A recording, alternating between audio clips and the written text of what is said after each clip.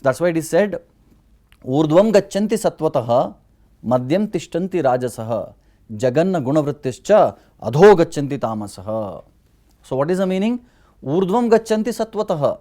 A person in sattva guna, because he has done so much of good, punya karma, so much of punya is there. So from earth, like earth is the middle place among the 7 upper planets and 7 lower planets.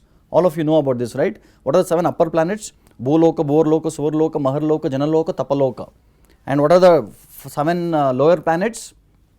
Atala, Vitala, Pahatala, Rasatala, Mahatala, Talatala. So all these things are 7 lower planets and 7 upper planets. Earth is in the middle. So those who are in Sattva Guna, what happens to them? They go to Bhuloka, Bhurloka, Surloka, Maharloka, Janaloka, Tapaloka. So they go to Svarga, they go to heaven and they enjoy. How long they enjoy? They enjoy as long as their punya, the credit of punya gets over. As soon as they finish their punya, kshine punya, mrityulokam vishanti. The moment you finish your punya, then immediately you have to come down to this mrityuloka. This mrityuloka is nothing but the earth. So, urdhvam gacchanti satvataha. A person who does sattvic activities, he goes to heavenly planets. Madhyam tishtanti rajasaha. A person who is rajoguna, he just stays back in this madhyaloka or mrityuloka or earth. And jaganna gunavrittischa adho gacchanti tamasaha. A person who is not interested to do anything, not interested to get any knowledge, is always in the tamoguna. What happens to him? He goes down to Atala, Vitala, Rathatala, Talatala, Mahatala, Patala, any of the lower planetary systems. Or he will be born as animals, insects, reptiles, as we saw yesterday, that there are 84 lakh species in this world, and he may get any body in his next life, and again he has to slowly evolve towards human being. So that is the point here. Now if you want example to understand, like from scriptures we can say, Vibhishana in Ramayana comes under Sattva Guna, and Ravana comes under Rajoguna. Vibhishana was a very humble, very wonderful, devoted personality. So he is in Sattva Guna, and Ravana is a king, Kshatriya king.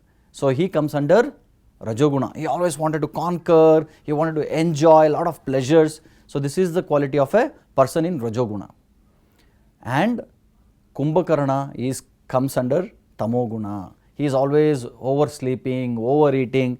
So these things actually conclude that the person comes under the category of Tamoguna.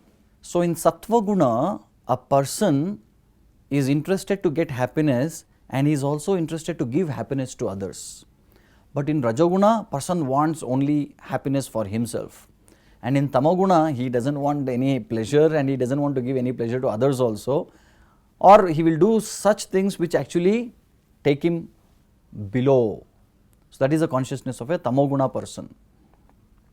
So now as I discussed, so there are 2 P's. So in this material world, there are 2 P's. Why this material world is created? It is created and it is like a prison house. So in this prison house, there is punishment and there is purification. 2 P's. Now I will talk about the C's. The first thing, as soon as you enter the prison house, what is that you get? Change of cloth. You have to change your clothes as soon as you enter the prison house. So similarly, as soon as we enter this material world, we get a form, this body, particular body. Among 84 lakh species, we may get any, like if I compare 84 lakh species to different varieties of dresses, we may get one dress among 84 lakh species. Then we get chains. The prisoner, first he changes his dress and is chained. So similarly, we are also chained. We are chained in 3 modes of nature. That is the point. So now we have to discuss about the law of karma. So in the law of karma, we see in this world, there are some people who are very rich. Some people who are born very, very poor. Some people are born very strong, powerful. Some people are born very weak with a lot of malnutrition. And some people are beautiful. some people are very, very ugly.